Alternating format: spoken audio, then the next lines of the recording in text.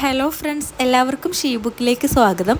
ഇന്ന് ഞാൻ വന്നിട്ടുള്ളത് നല്ല ഹെൽത്തി ആയിട്ടുള്ള, അതുപോലെ തന്നെ ഗോതമ്പ് പൊടി കൊണ്ട് നമുക്ക് ചെയ്യാൻ പറ്റുന്ന ഈസി ആയിട്ടുള്ള നല്ല ടേസ്റ്റി ആയിട്ടുള്ള ഒരു പലഹാരത്തിൻ്റെ റെസിപ്പി ആയിട്ടാണ്. നമുക്ക് ചപ്പാത്തിയൊക്കെ കഴിച്ച് മടുക്കുമ്പോഴൊക്കെ ട്രൈ ചെയ്യാൻ പറ്റുന്ന അടിപൊളി പലഹാരമാണ് കേട്ടോ. മാവൊന്നും കുഴക്കാതെ റെഡിയാക്കി എടുക്കാനും പറ്റും. പിന്നെ നല്ല ടേസ്റ്റാണ്. ഇതിലേക്ക് വേറെ കറിയുടെ ഒന്നും ആവശ്യമില്ല. അപ്പോൾ നമുക്കിതെങ്ങനെയാണ് ഉണ്ടാക്കുന്നതെന്ന് നോക്കാം. അപ്പോൾ ഇതിനായിട്ട് ആദ്യം തന്നെ പാനിലേക്ക് 1-2 ടീസ്പൂൺ ഓയിൽ ഒഴിച്ചു കൊടുക്കാം. ഇത് ചൂടായി വരുമ്പോൾ ഇതിലേക്ക് വലിയൊരു ഉരുളക്കിഴങ്ങ് ഇതുപോലെ നീളത്തിൽ അരിഞ്ഞതാണ് കേട്ടോ എടുത്തിട്ടുള്ളത്. കനം കുറഞ്ഞ് നീളത്തിൽ അരിഞ്ഞത് ചേർത്ത് കൊടുക്കാം. എന്നിട്ട് നന്നായിട്ട് ഇതൊന്ന് വഴറ്റി നല്ലപോലെ കുക്ക് ചെയ്തെടുക്കണം. ഇത് വഴന്ന് വരുമ്പോൾ ഇതിലേക്ക് നമുക്ക് സവാള ചേർത്ത് കൊടുക്കാം. ഒരു സവാളയാണ് എടുത്തിട്ടുള്ളത്. സവാളയും കനം കുറഞ്ഞ് അരിഞ്ഞിട്ട് ചേർത്ത് കൊടുക്കണം. ആവശ്യത്തിനുള്ള ഉപ്പ് ചേർത്തിട്ട് രണ്ടും കൂടി നന്നായിട്ട് വഴറ്റിയെടുക്കണം. നല്ല ബ്രൗൺ കളറായിട്ട് ഇതുപോലെ വഴന്നു വരുന്ന സമയത്ത് നമുക്കിതിലേക്ക് മഞ്ഞൾപ്പൊടിയും മുളക് പൊടിയും കുരുമുളക് പൊടിയൊക്കെ ചേർത്ത് കൊടുക്കാം. അപ്പോൾ ഞാനിവിടെ 1/4 ടീസ്പൂൺ മഞ്ഞൾപ്പൊടി, പിന്നെ എരിവിന് ആവശ്യമായിട്ടുള്ള മുളക് പൊടി, 2 ടീസ്പൂൺ മല്ലിപ്പൊടി, 1/2 ടീസ്പൂൺ കുരുമുളക് പൊടി, ഇതൊക്കെയാണ് ചേർത്തിട്ടുള്ളത്. എല്ലാം കൂടി നന്നായിട്ടൊന്ന് വഴറ്റിയെടുക്കാം കേട്ടോ. ഇനി ഇതിലേക്ക് 2 മുട്ട ചേർത്തിട്ട് നല്ലപോലെ ഒന്ന് ഇതുപോലെ ചിക്കിയെടുക്കാം.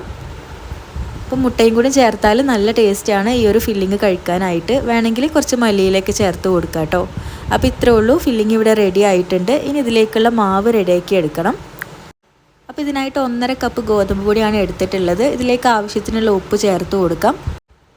ഇനി 2 കപ്പ് വെള്ളം ഒഴിച്ചിട്ട് നന്നായിട്ട് മിക്സ് ചെയ്തെടുക്കാം. ദോശമാവിനേക്കാളും ലൂസായിട്ടുള്ള ആ ഒരു പരുവത്തിൽ ഇതുപോലെയുള്ള ബാറ്ററാണ് നമ്മൾ റെഡിയാക്കി എടുക്കേണ്ടത്.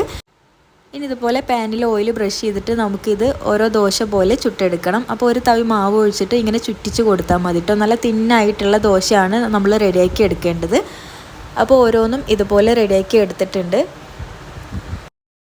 അപ്പോൾ ഇങ്ങനെ ഷീറ്റ് പോലെ ഓരോ ദോശയും നമ്മൾ നല്ല തിന്നായിട്ട് ചുട്ടെടുത്തിട്ടുണ്ട്. ഇനി ഇത് നമുക്ക് വീഡിയോയിൽ കാണുന്നത് പോലെ ഇങ്ങനെ ഒന്ന് മടക്കി കൊടുക്കാം. മടക്കിയതിന് ശേഷം ഇതിൻ്റെ മുകളിലേക്ക് നമ്മൾ റെഡിയാക്കി വെച്ചിട്ടുള്ള ഫില്ലിങ്ങിൽ നിന്ന് കുറച്ച് വെച്ച് കൊടുക്കാം. എന്നിട്ട് ഈ ഒരു രീതിയിൽ വീണ്ടും മടക്കി കൊടുക്കാം കേട്ടോ.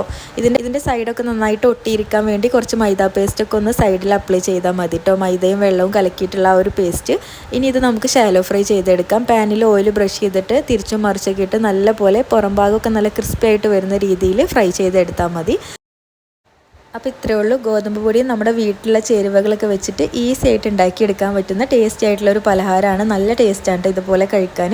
അപ്പോൾ നിങ്ങൾക്ക് ഇഷ്ടമുള്ള ഫില്ലിംഗ് ഒക്കെ ഇതിൻ്റെ ഉള്ളിൽ കൊടുക്കാൻ പറ്റും. അപ്പോൾ എന്തായാലും ട്രൈ ചെയ്ത് നോക്കിയിട്ട് നിങ്ങൾ ഫീഡ്ബാക്കൊക്കെ അറിയിക്കുക.